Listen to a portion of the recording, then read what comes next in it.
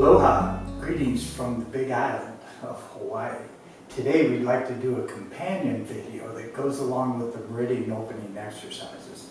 This video will help you to comprehend more of what you're doing and give you some pointers on how to complete the exercises. So I've come up with an acronym about the Meridian opening movements, and it's called MELB, M-E-L-B. So the M stands for massage. So when you look at the video, there's an animation that will trace the path of the meridian along the body.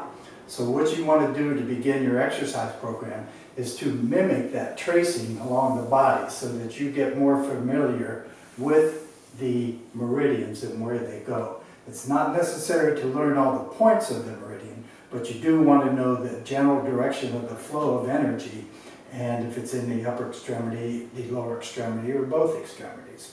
So you can just massage down along the meridian, and you can come down the legs, you can come up the inside, and that helps stimulate the flow of energy. The exercise that we'll perform with the Meridian opening exercise is a type of exercise called pandiculation. It's a little different from what you do normally. There's three main types of exercise, where one is a isotonic exercise where you can lift a weight and move your arm. Another type of exercise is called isometric, where you would just hold the muscles real tight. That again helps to build strength.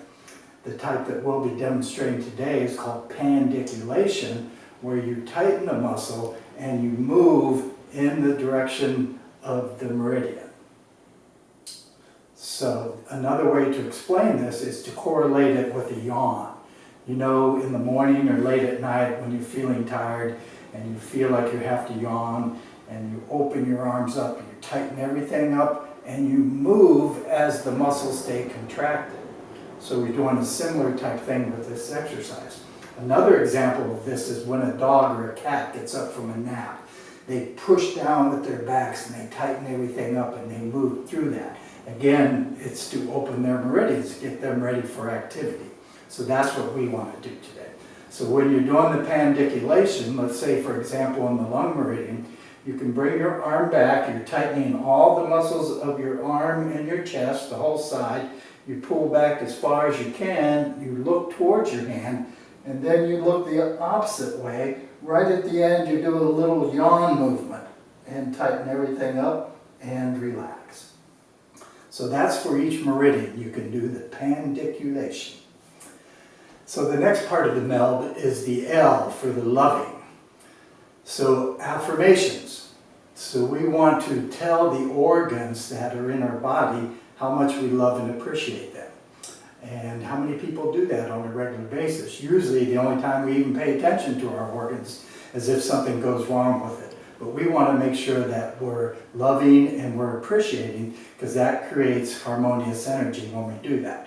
Just like if you have a friend or a girlfriend or a boyfriend and you come up to them and you say, "Oh, I love you, I appreciate everything you do," and give them a big hug, how do you think that makes them feel?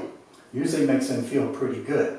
So the same thing, if we touch the organ, put our hands over it, and we tell it how much we love and appreciate, that organ actually goes, "Ooh, yeah, that feels good, I like that." So we want to say, "I love you, I appreciate you."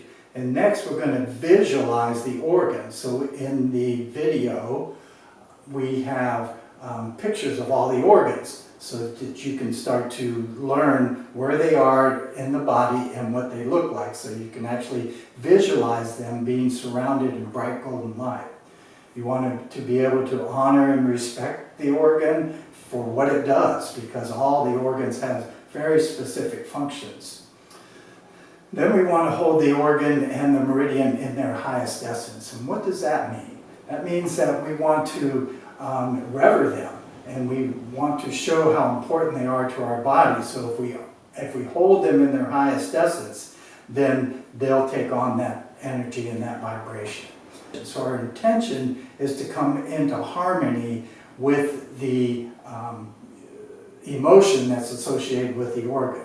So for example, with sadness, we want to come into harmony with the lung energy through sadness. Now the last part of the meld is breathing. We want to breathe into the organ. So we can place our hands over the liver and we want to take 3 slow breaths into the liver. And research has shown that it takes about 20 seconds of intention-focused energy to shift. So those 3 breaths will give us the 20 seconds. So where our mind goes, the energy follows. So if we put our mind on the organ, our energy will go into that organ and help it to be healthier. Aloha.